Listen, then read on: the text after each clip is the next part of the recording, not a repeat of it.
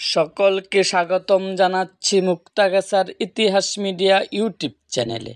মুক্তাগাছার ইতিহাস media YouTube চ্যানেলে আজকের আয়োজনে থাকছে সাবেক সংসদ সদস্য গোলাম মাওলা রনি দেশ সম্বন্ধে যে কথা বলেছেন সেই সম্বন্ধেই থাকছে আমাদের আজকের ভিডিওতে।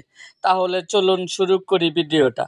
দেশ বিদেশে বিভিন্ন ইস্যু নিয়ে টক শো, ইউটিউব কিংবা ফেসবুক সর্বত্র সরব থাকেন সাবেক সংসদ সদস্য ও কলামিস্ট গোলাম মাওলা রনি।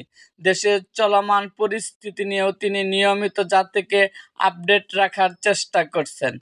এরই অংশ হিসাবে নিজের ভেরিফাইড ফেসবুকে অ্যাকাউন্ট থেকে দেশের বর্তমান পরিস্থিতি নিয়ে একটি স্ট্যাটাস দিয়েছেন তিনি। শনিবার বেলা 2টা 28 দেওয়া পোস্টে তিনি বলেছেন, সারা দেশে কি হচ্ছে? মানুষকে বোকা বানানোর চেষ্টা হচ্ছে। সমস্যার সমাধানের পরিবর্তে মানুষের সেন্টিমেন্ট নিয়ে নতুন খেলা শুরু হয়েছে। জনাব সালমান এফ রহমান, আনিসুল হক পলকের বিরুদ্ধে গণরোষ তুঙ্গে, কিন্তু তাই বলে তাদেরকে যেভাবে অপমান করে গ্রেপ্তার, আদালতে নেওয়া, লোক লেলিয়ে অপমান করা, এটা মেনে নেওয়া যায় না। এগুলো মন্দ কাজ এবং ভবিষ্যতের জন্য অশনি সংকেত।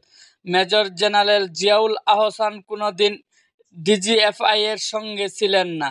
তাকে বলা হচ্ছে আয়নাঘরের কারিগর, অথচ জেনারেল আকবর, জেনারেল আবেদিন সম্পর্কে টু শব্দটিও নেই।